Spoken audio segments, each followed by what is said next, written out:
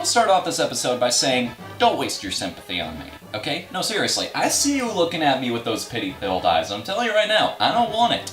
This ain't my first rodeo, friends, trust me. I know exactly what the comments are going to look like on this video, which is why I came prepared, and like Ario Speedwagon, I'm gonna ride this storm out the only way I know how, hiding on the Twitch channel, getting drunk, and playing Overwatch all weekend. So have fun yelling into the void over the next couple days, you nerds.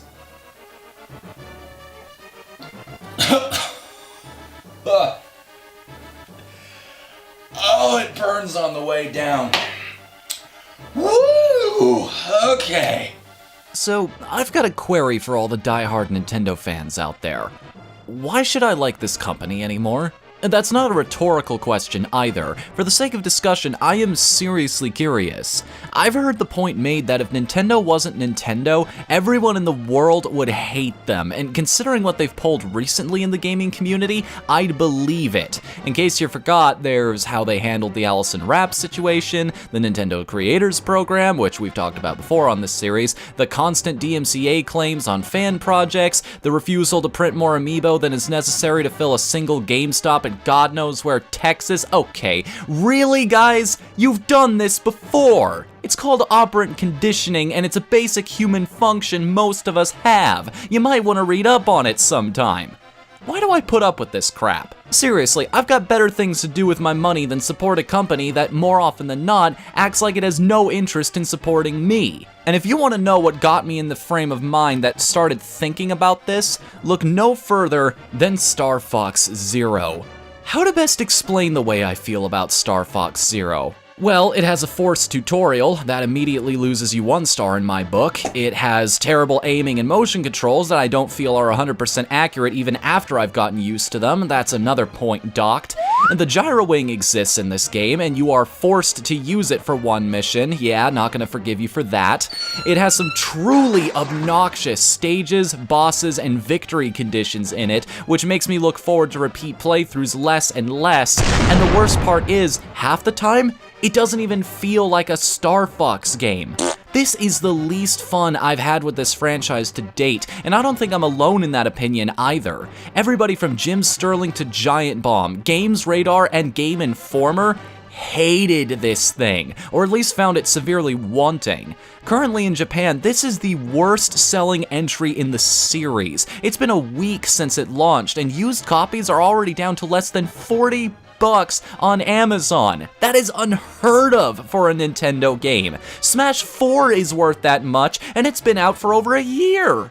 So whether you like the game or not, there is no denying at this point that something went seriously wrong here. And based on the feedback from those reviews I mentioned, I think I have a clue as to what it is. Ladies and gentlemen, break out your industry buzzword bingo cards because it's time to talk about innovation. The mere idea of change is always a point of contention in this industry, and looking at something like Star Fox Zero, you can understand why, but that standard goes both ways.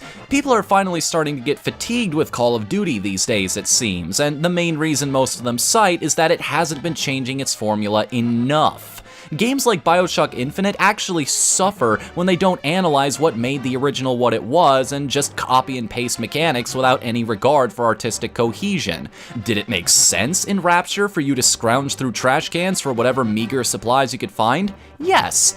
Not so much in a clean and proper city like Columbia where the necessities of life are readily available.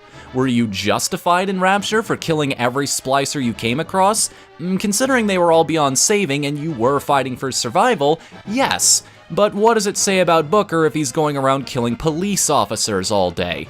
Nothing good.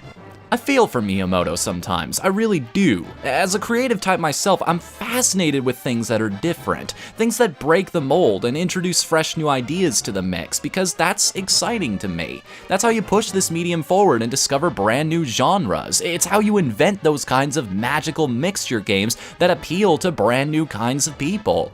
But Miyamoto faces an interesting problem. Star Fox already has an established appeal. It has an audience that liked the original games for very particular reasons, and by the nature of that, of attaching that name to your new game, you are promising those people more of that. They are fully within their right to expect an expansion of what they already loved from their previous experiences. So if you introduce any new features or ideas to them that work against those experiences, they're understandably going to be a little upset. When you're making a brand new IP, you have so much more freedom with what you can do and which mechanics you can play with. But when you're making a sequel, there's a whole foundation you already have to consider before you even begin building. You have to have a thorough comprehension of why your original project did so well. That way, you have the insight to know which structures you didn't actually need and what to replace them with. That way, you can build up from that foundation and improve what was already there rather than demolish the bathrooms and replace them with an office. So no, I will not just get used to the controls or just deal with the gyro wing because they never belonged there in the first place. I never asked for them, and after this game, I certainly never will. You see this? This is what I came here for. This is all I wanted out of Star Fox Zero, was more of this. No idea you could have possibly come up with would have been more appealing because this is what Star Fox is to me. Not this, this. Not this, this. This is Star Fox. This is Nintendo Land. This is Star Fox. This is a colossal waste of my time. This is Star Fox. This is Metal Gear. Holy fuck! Just let me fly an R-Wing! It's not hard! And sure enough, when I unlocked the ability to use the R-Wing on Zonus instead, it was far more enjoyable. Nintendo as a business has found a never-ending pool of ways to disappoint me. They've shown me their true colors too many times over the years, to the point where I don't feel I can reasonably justify supporting them anymore. The only reason I stuck with them for as long as I did is because the developers working for them were, to this day, still making some of the best games on the market. But now they can't even promise me that anymore. They've proven that they don't care, that they're willing to innovate just for the sake of it, that they think they can tell us what we want and get away with it because we're going to buy it anyway. Their mother knows best attitude about how to conduct business is not only incredibly grating, but it's so backwards and broken that it's starting to affect the one thing that kept even a critic like me hanging on. Christ, after Star Fox Zero, I can't trust that the games they say they're releasing are even going to be Nintendo games anymore, that they're going to be true to the principles and ideas that made those series famous and got many of us hooked on them in the first place. Think about this. We live in a world where indie devs are making better Metroid, F-Zero, and Zelda games than the guys who own the frickin' copyrights. Games that are more real, more earnest, and more in the spirit of the thing than anything the Big N could hope to achieve with their current direction. And that is crushing to say out loud. Don't get me wrong, I'm frustrated by the state of affairs because of how much I love Nintendo. They made the first game I ever played on the first console I ever owned. Like, you think I'm gonna have an affinity for them? To say that I've had it with this company is the last thing I ever wanted. But it's like I keep saying, at the end of the day, it always comes down to the games. As long as the games are good, and as long as it's clear that the passion is still burning somewhere in your offices, I'm willing to forgive and forget. But this shit, this ain't gonna fly. I am seriously considering ceasing coverage of all Nintendo content from this day forward, because I see which way the winds are blowing and I'm tired of getting burned. But I'm also a reviewer, and I see the value in being able to tell you guys myself just how good Nintendo currently is at being Nintendo.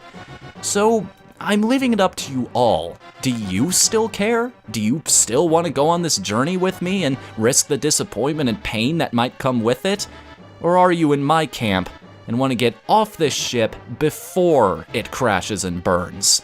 Oh, gather round me, bully boys, and I'll sing you a song about the windless, waveless, sunless sea where the moldy trout is strong. Here's to the girls of Mr. Vales, here's to their golden lock.